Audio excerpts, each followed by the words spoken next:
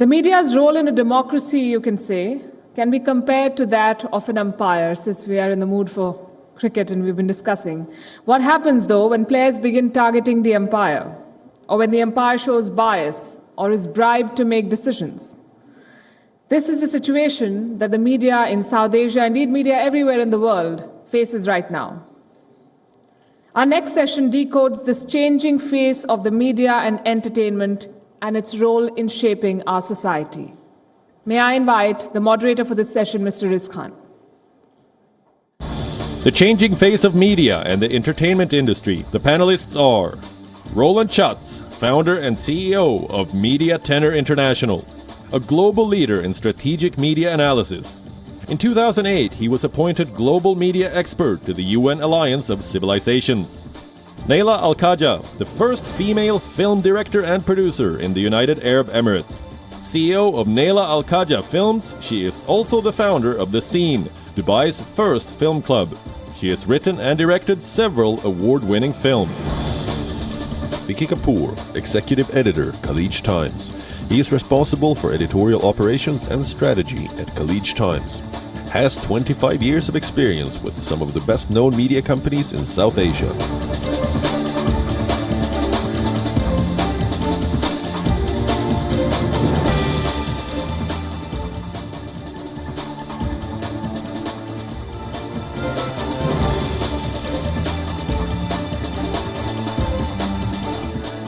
Nayla, Roland, Vicky, come on up. It's so strange. I'm used to actually standing for most of the sessions I moderate, but they've put me out of striking distance, and I'll sit down and join you guys. Please grab a seat.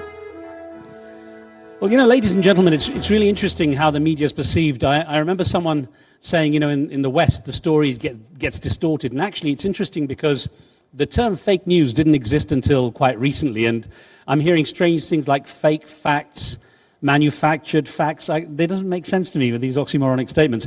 But there was a story of a young man walking through Central Park one evening, and he saw this elderly lady being attacked by a dog that had just was running around on its own. And so he went and shooed off the dog, and he scared the dog away. And the elderly lady said, "Thank you so much, young man, thank you." She was so happy because she was scared, the dog attacked her. So a local reporter in New York from a newspaper found out, and he tracked down this man. He said, "I heard what happened. You were so brave. You tackled this dog that was attacking the elderly lady in the park in New York here. I can see the headline. Let's do a story on this. I can see the headline. Local man saves senior citizen from dog attack in Central Park." He said, I'm not local. I don't live in New York." "Oh, don't worry. I see the headline now. American hero tackles stray dog in park and saves elderly lady." He said, "Actually, I'm not really American either. I'm actually from the Middle East. I'm studying here." And of course, the headline the next day said, "Local dog attacked by Arab terrorist in New York." So the story can be twisted, as you know. We're going to look at the changing face of media and entertainment because I think it's become evident over the years how the scene has changed. A lot of things have had an impact on the way we work in the media. Technology, when I started out at the BBC, the first crew I went out with was a film crew. And they told me, "Go and write your script. You've got an hour and a half while we develop the film." And I was like, and then of course video came. Now it's live news, breaking news, everything. So we've got a very distinguished panel here with whom we can discuss these various developments over the years and where we're going with the media and the entertainment industry. I'm going to start with Nayla, whom I've known for a while here in the Middle East, having started pioneering actually as a female producer and director in the Gulf, in Dubai, with filmmaking. And I want to start really because what's interesting is we're seeing over the years how certain cross films, if you like, come out, the collaborations, Indian movies that are being filmed half in England and so on. But the Gulf is still an area where filmmaking is still quite rare. Why is that? Wow, you had to put me in the deep end. How do I say this diplomatically? I think you put yourself in the deep end by becoming a film director in the Middle East.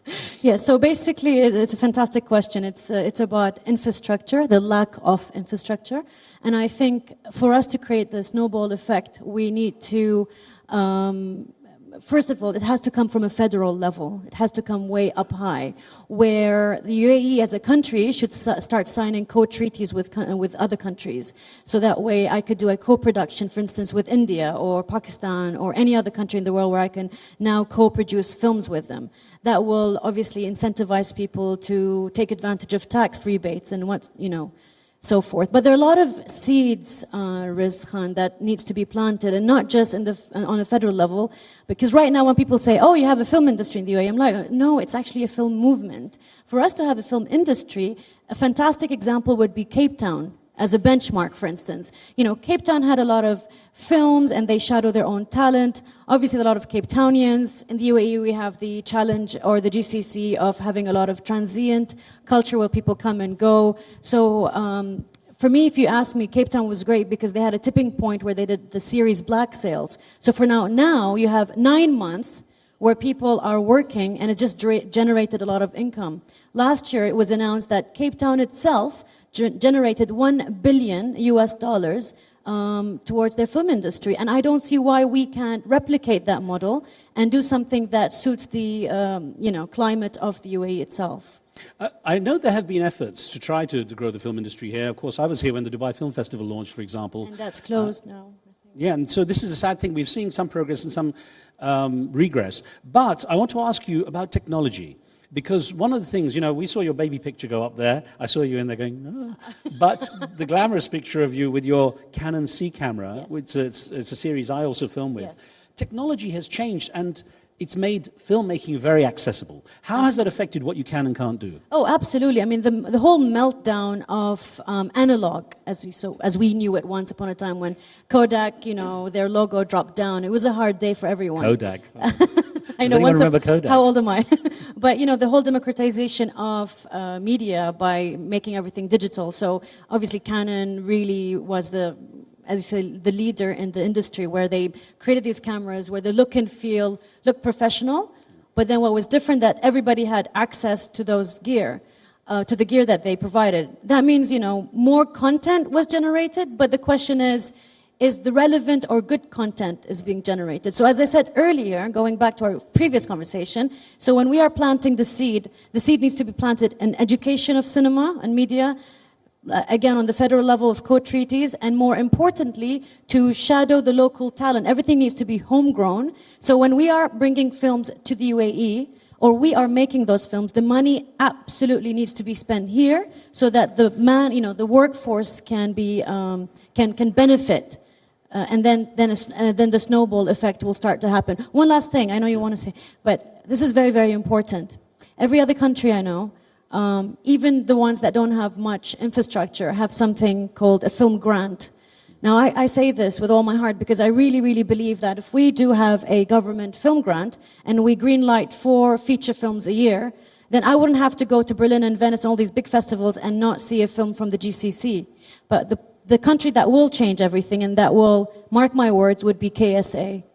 I love the kids there. They don't take themselves too seriously. They know how to make films, and they have population. That's really interesting. That's Saudi going to change Arabia. everything, the population there. And they're all Saudis, and that's going to be such a game changer. And you remember, I met you in Switzerland a few years ago, and we all said this, that the biggest piece of the cake is missing. And now that's being shoved in the cake, there'll be something for everyone to eat. I'm going to get back to Saudi Arabia because that really is a little bomb you dropped in there. I'm going to get to Vicky here on the technology, though, because newspapers have seen a very painful time over the last few years. And, of course, there had to be an evolution. Because papers can go online where suddenly audio and video content can come in. So you're evolving. But let me know, as you've seen the past decade, what have been the biggest challenges for the newspaper industry? We all understand that content is important and content will always remain important. But the fact remains that the digital platform moving in has completely changed the game in terms of the way the content is presented. So newspapers, traditionally have been a very serious kind of offering, a platform where you're giving the reader something to think about. The digital platform comes in, and then you got cats in the jar, for instance, and stuff on YouTube, and they're taking the interest of the reader away. So it's not that content becomes less important, but what content is being offered to everybody over there, what the readers are interested in reading and watching becomes different. Newspapers, in that sense, did not evolve. We're still the same format. we put ink on paper, and we distribute it to you first thing in the morning at your home. But what happens during the rest of the day? Those newspapers have not been able to. So we need our cats in the jar, for instance. You know, we need to figure out how can we deliver content that you need at a time that you need it, or at a time that you have free to read the newspaper. So when I was training at the BBC in the late 80s, I was sent on one of my attachments, my internships, to a place called CFAX. Do you remember? Does anyone remember CFAX? CFAX was on TV. It was basically very poor quality digital paper, print if you like, on screen. You could switch it on from your remote control. And I remember the editor of CFAX saying to me, this is the fastest way to get news right now, because we update every few minutes or whatever. So this is where you get your information first, which was true, because in those days we had appointment viewing. You had to watch the news at 1 o'clock or 6 o'clock or 9 o'clock or 10 o'clock on ITN. So that was an interesting thing. Now you face a challenge, because the romantic, let's get up and have the paper with a coffee in the morning. It is romantic as an idea, but it's not. It is still romantic, but it's not for the kids who are growing up, or for the younger generation who actually have already seen the news or read the news or watched the news the day before, whatever you're going to publish over there. So, in a sense, newspapers have evolved into viewspaper. You know, if you look at the New York Times, there's hardly any news that you'll find over there, but lots of opinion, lots of views that they present over there. That's a great niche to be in. You know, for instance, you know, for the thinking person, for the thinking audience, but that's a great audience to have. If you don't have that audience, then you're missing out on something, and therefore, you know, as a newspaper, you need to evolve into a different domain, into a different dimension. You need to come up with something that your audience needs. That is the big question. I'm going to try to come back also to the issue of paying for something online, because there's just an inherent reluctance, as you know. So let's get back to that in a second. Roland, I want to welcome you in. And Roland, again, is an old friend I met when I was launching Al Jazeera English many years ago. One of the things that intrigues me, Roland, is you actually look at the metrics. So if people say, they're not really doing this, or they're doing this, you actually have the information where you can say, no, here's the empirical evidence that this is how it is. What's happened in the way people perceive what's going on with the media? Well, I think the moment we understand the main point, what media is about, we will probably get very quickly to the solution. It's all about relevance, right? And how can you be relevant when all you are obsessed about is who is first, who's the fastest? You can no longer be relevant when speed is your driving force. Having said this, I prepared data and I can't show them here, but the best TV is in your head, so if you all close your eyes for a moment and you try to think, what is the main subject India was framed? Not in India, but in BBC, in German TV, in French TV, in American TV, in Chinese TV. What was the number one theme over the last 10 years? You need to close your eyes. You can't watch at me if you try to think of this one theme. What was the one topic India was framed the most from 2008 to 2018? Was it cricket? No. Was it your wonderful military? No. It was rape. Does rape really represent India? What was the number one theme Pakistan over the last 10 years? Terror attacks. What was the number one theme? And I can go on, and you immediately understand what I'm talking about. Now, what you can do is you can blame me. I'm a representative of journalists. I'm a fifth-generation journalist. That we get it wrong. That we don't know how to do our job. And maybe in parts it's right. But as we know, it always takes two to tango. So, as we are here at this wonderful conference from We Are One World, what have you done as people from India? What have you done as people from Pakistan? What have you done as people from the Southeast Asia region to tell my colleagues your story, what you are working on, and what makes you tick? Roland, let me challenge you on that. There is obviously the information that you're asking, how have you told your story? There is also the issue of how lazy journalists at the other end might be in terms of what they look for in the story, or how they retrieve that information or get that information. You're right, but I try to, for a moment, let the audience learn what they can do. Okay. Because that we are lazy, I think we were always lazy. It's part of our job, being a journalist, right? But what can you do to help lazy people like me and him change the selection? Because we are the ones sitting at our desk, and that makes us lazy. Because we are not per se bad people. The fact that we can be lazy is that we have 100, 200, 300 fascinating stories on our desk. I no longer need to leave my room to create what maybe others think that is a fascinating newspaper, that is a fascinating evening program, that is fascinating social media. But that is not relevance. And it is not getting us to the reality.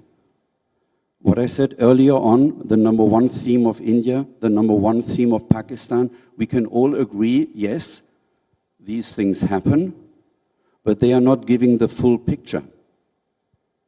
And that leads us to problem number 2. Why are people no longer trusting us? Because what we put on front page, what we air in the evening news, hopefully it is correct, but it max shows 10% of reality. And the moment you buy the newspaper, the moment you switch on television, the moment you go online to us, the media, you expect that we give you the full picture. And the fact that speed, back to our first moment, that speed was the driving force, that we no longer were thinking what is relevant and what is not relevant, led us to a world where we are no longer getting what we need. The beautiful thing is that we are not alone in this race of losing trust.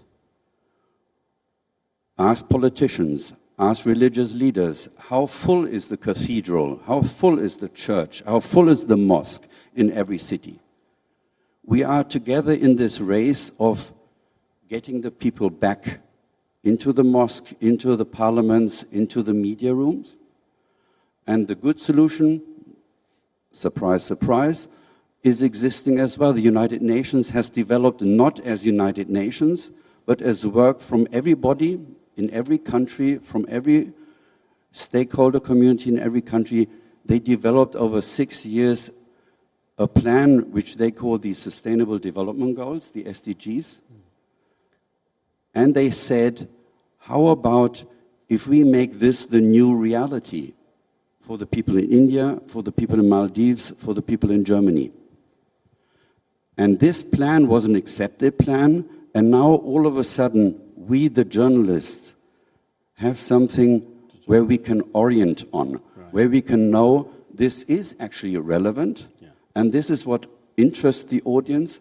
So this gives us time back. We no longer have to be in this race of who has fake news the first, but who's providing value. I'll come back to that because that's a very important point. I wanted to get back to Nayla and talk about how entertainment has blurred into the information area and how information has blurred into entertainment. I mean, people are more concerned about what the Kardashians are doing now than actually getting news, for example. And yet, interestingly enough, the cinematic industry, the film industry, Michael Moore was one of those who helped build this appeal for documentary films that were informative. One thing I wonder is how that affects your approach to filmmaking. I remember, to name drop, I interviewed Oliver Stone, and one of the questions I asked him was, you take a lot of trouble to set your shots up. He was known for, like Apocalypse Now, all these, taking so much trouble to set up the shot. And I said, now people are watching you on a 6-inch screen. How do you feel about that? And he said, I hate it. Well, you'll be lucky if you get 6 inches these days. No, exactly. Even That's a big smaller, screen. You're right. So, Yeah. so that's why I'm wondering, when everything is pushed through the small screen and people's attention spans are smaller, how does that affect what you do? You know, as human beings, I think that's the one thing that will always vibrate inside us is we have this innate, well, most of us who have taste, I would say, would have this innate feeling to understand what's a grabbing story. So whether you see it on a small screen, on a big screen, it might be controversial. I really don't mind. I think you as a narrative, like as a person who wants to tell a story, you don't worry about how people are going to see that. That's their duty.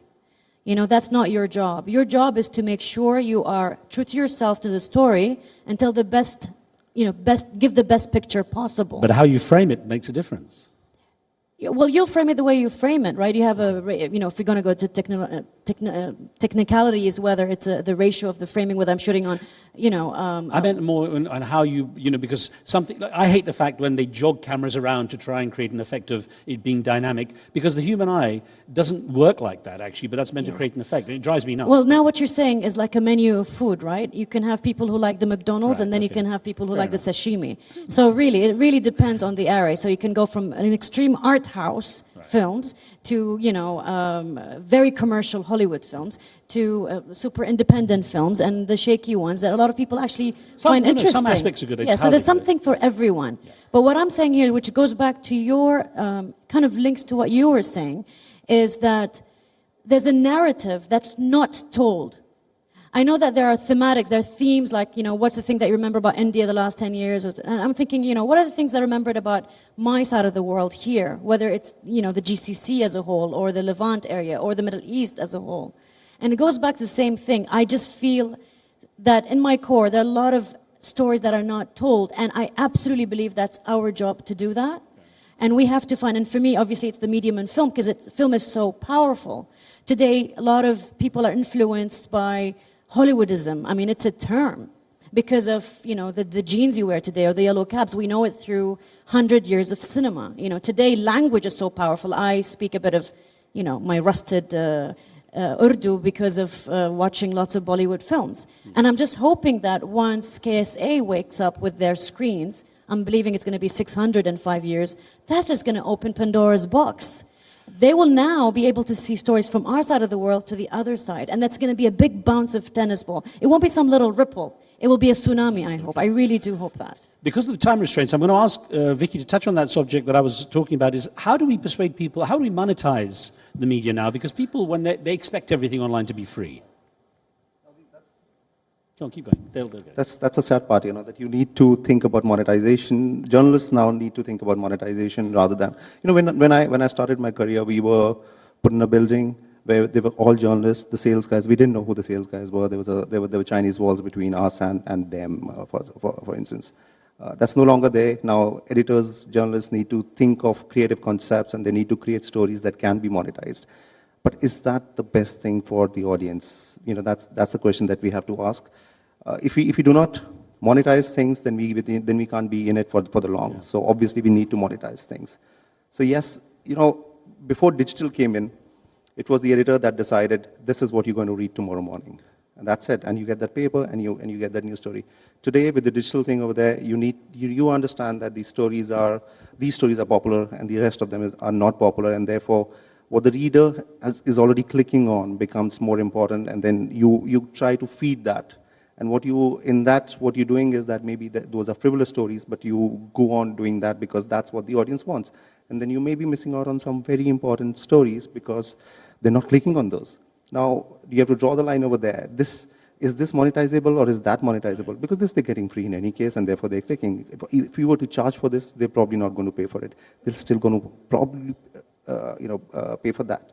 So in that sense, you need to understand what the audience wants and what they need, and then probably give them what they need. I don't envy you in that position. We're so short of time, Roland. I'm going to ask you to wrap it up with your response to that, and also ask, from the perspective, we're guests of WION today, how does it set itself up as a channel, as the global channel out of India? What's needed to give it that oomph? Yeah, maybe just to add on the question regarding the value and the money, it's getting back to the question of relevance. For us, it's very clear that you have to pay a different price for a Maserati than you pay for a Mercedes A-Class, than you pay for a Volkswagen Golf. We all know this. But are we so aware whether we should pay more money for a text which is published in the FT than in Le Monde or in a boulevard paper? We no longer know this. How come? Because there's hardly any difference between a text published in the FT, in Le Monde, or in the boulevard paper. We are all the same. The moment we publish all the same, we declare news all the same, You know what we did? We forgot our audience. Nobody would walk into the office of the CEO of Maserati and tell the guy who builds the Maserati, hey, I'm the one who is producing Volkswagen Golf. I sell 1 million. You are doing everything wrong. Follow my path, how to do a Golf, and then you sell 1 million Maseratis. Nobody would ever do that, because there's the difference between Maserati and there's a difference between Golf, and it is absolutely wrong to say we should no longer have a Golf or everybody should drive a Maserati, right? But when it comes to news, when it comes to my profession, we have the impression it's all the same, and it's all about these big numbers. Remember the original joke, how this session started? The Muslim dog? Yeah. Why is this joke a joke? Because we in the West have the impression that if we cover Islam or Muslims, we can only cover them among one topic, which is related to terror, right? That's the only topic around this religion. There's something wrong which we are doing, and the way back to where we come from, where we could rely on journalism, was that we had on one hand publishers and we had editors-in-chief who would say, hey, wait a minute, is this story really relevant, or is this just because you think all the others are running the same story? We need to get back to where we were by having the courage to be different, and that is what I would say, for we are one world, but this one world through the eyes of India, WION, is make sure that we can understand from where you come, but give the rest of the world as well room and space. We spent today a lot of time talking about terror attacks. And I come from a country, and we talk about state terror attack. I'm a German. I don't have to tell you a lot. My family paid a high price from what the Nazis did. But we had terror attacks later on as well. But if you try to Google terror in Germany, you hardly find a story. And we didn't manage to get to this situation because we gave too much visibility to the terrorists, to the Red Army faction. We learned that a terrorist can no longer be a terrorist if he's no longer finding sympathy groups around them. We dried this sympathy climate away. So nobody could be proud by saying, I'm a terrorist in Germany. And that was what I had hoped when Gerhard Schröder was hugging Mr. Bush after 9/11, that he would told him that experience, that he was holding him very strongly and say, in the moment you get wounded like 9/11, don't even think that you are able to make a good judgment. Listen to your friends who were in the same situation as you were and ask them, what have you done? That there is no more terror. Learn from this, and we journalists are part of this. As long as we give terrorists front page photos, as long as we give terrorists this visibility, we create 100 additional suicide bombers. Because I know from my work, which I developed for the World Economic Forum, on how to fight terror, how to create better understanding among cultures, it is all about visibility, understanding, and tolerance, and we need to get back to that. All right. Listen, there's a lot to discuss, but unfortunately we don't have any more time, so I want to get a big round of applause for our panelists for taking on this topic as well. There is so much to discuss, and I wish we had a little more time to do this. Thank you very much, everyone. Thank you. Thanks, everyone. Thanks, Vicky.